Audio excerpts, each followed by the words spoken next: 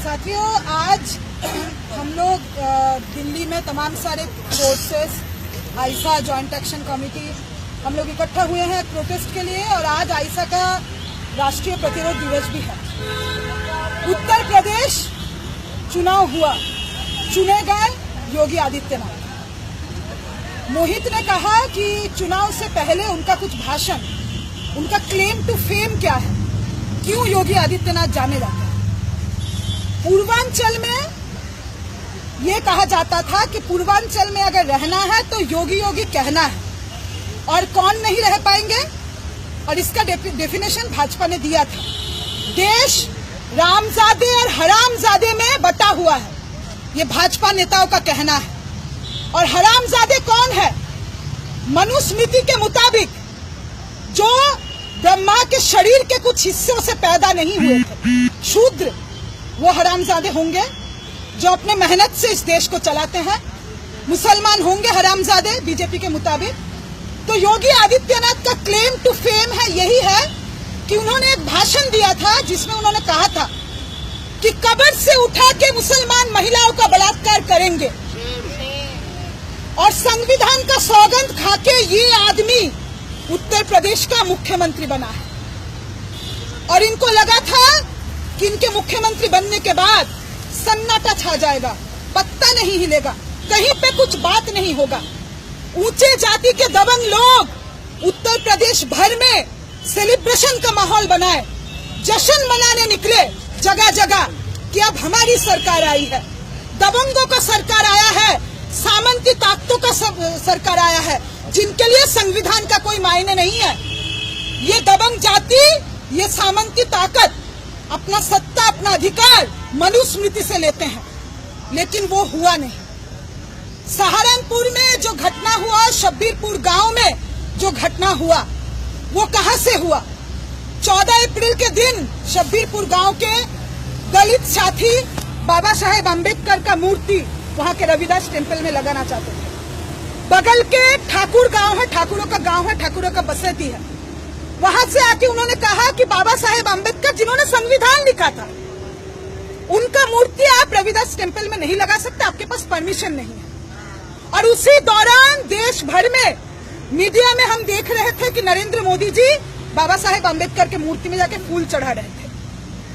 लेकिन इनका ताकत जहां से आता है, इनका जो समर्थक है, जिनका ये प्रतिनिधित्व करते हैं, वो दबंग जाति आके कहे कि आप नहीं लगा सकते ये मूर्तियां, और मूर्ति लगाने नहीं दिया गया। उसके बाद महाराणा प्रताप का जिस दिन एनिवर्सरी था, उस दिन ये पूरे पश्चिमी उत्तर प्रदेश में जितने भाजपा नेता, जिनका क्लेम टू फेम है हत्या करवाना, जिनका क्लेम टू फेम है दंगा करवाना, जिनका क्लेम टू फेम है बच्चों को मशीन में घुसा के मार देना, वो सारे दबंग नेता इकट्ठा हुए शब्बीरपुर गांव के बगल में। और उस दिन इन्होंने शब्बीरपुर गांव में आके इन्होंने हंगामा मचाया। रविदास टेम्पल में जाके इन्होंने क्या क्या किया, ये कुछ भी मीडिया में नहीं आया होगा।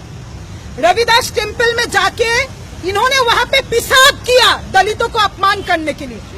रविदास के मूर्ति को तोड़ा, वहां पे आग लगाया, और लगभग 3000 के आसपास ठाकुर जाति के लोग इकट्ठा होके दलितों के गांव को जलाया। उस समय शब्बीरपुर के दलित साथी, उन्होंने पुलिस को फोन किया, लेकिन ये दबंग लोग जब गांव जला रहे थे तब इन्होंने कहा अपने मुंह से, सरकार हमारी है, पुलिस हमारा है, हमारा कुछ नहीं होगा। ये उन्होंने वहां पे डिक्लेयर किया। गांव जलाते हुए, दलितों के गांव जलाते हुए, हाथ में तलवार लेके दलितों को मारते हुए दबंग जातियों के लोगों ने कहा कि पुलिस प्रशासन हमारा है, सरकार हमारा है, हमारा बाल भी बांका नहीं कर पाओगे। और हमने देखा कि उसके बाद यही हुआ।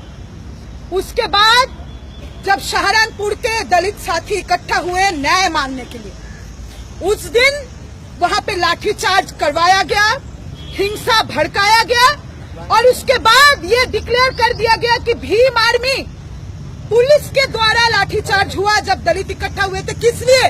न्याय मांगने के लिए, ये कहने के लिए कि ये गरीब घर का जो गांव जलाया गया, इसका न्याय कौन देगा? वहां पे पुलिस ने लाठीचार्ज किया और उसके बाद पुलिस ने हिंसा भड़काई। उसके बाद कह दिया गया कि भीम आर्मी नक्सली है और उसके बाद शुरू हुआ भीम आर्मी का उच्छन। हम दिल्ली में रहने वाले लोग जो यहाँ पे लोकतंत्र के लिए, सोशल जस्टिस के लिए, ब्राह्मणवाद के खिलाफ, जातिवाद के खिलाफ आंदोलन लड़ते हैं, हमने ये झेला हुआ है।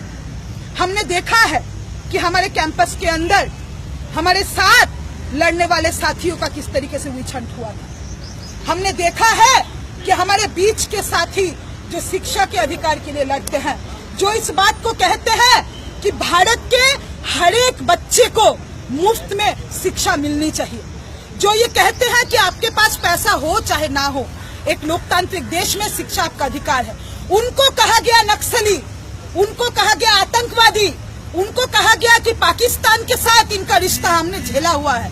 और वही चीज भीम आर्मी के साथ हुआ। अगर आप अपना हक अधिकार के लिए इकट्ठा होंगे, संगठित होंगे, संगठन बनाएंगे, अगर आप आम छात्रों के बीच में जाएंगे, आम लोगों के बीच में जाके समाज बदलने का, एकता का, समानता का लड़ाई लड़ेंगे, तब आपको डिक्लेयर कर दिया जाएगा कि आपका पाकिस्तान से नाता रिश्ता है, आपका यहाँ से नाता रिश्ता, आपका वहां से नाता रिश्ता है। और इसका कारण ये है क्योंकि शायद हजारों सालों बाद इन लोगों को लग रहा है कि मनुस्मृति का सरकार आया है। इसका कारण ये है क्योंकि देशद्रोही लोग जो इस देश के खिलाफ है, जो लोग अंग्रेजों से माफी मांगे थे, जिन्होंने कहा था कि आजादी का लड़ाई बहुत बुरा है, ये हम ना करेंगे, हमारे हुक्म हम ये ना करेंगे, देश की आजादी का लड़ाई हम ना लड़ेंगे, और जो लड़ रहे हैं वो बुरे हैं, वो लोग आज, वो देशद्रोही लोग आज मुख्यमंत्री और प्रधानमंत्री बन के बैठे हैं। और देश के आवाम को पता